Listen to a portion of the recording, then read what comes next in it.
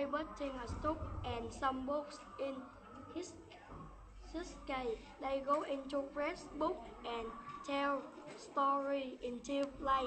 He's got some toy and computer games. He's checking West and biscuits too. They go into have a snack at midnight. They are going to tell Helen. David's suitcase is heavy, David, said his mom. what have you got in your suitcase? You're only going to stay for one night. I know, Said David. but we are going to do a lot of things together. Shall I put your phone, your shop in your toothbrush in your bag? Asked his mom. I'm not going to wash. Said David. We are going to be too busy. You are going to wash and you are going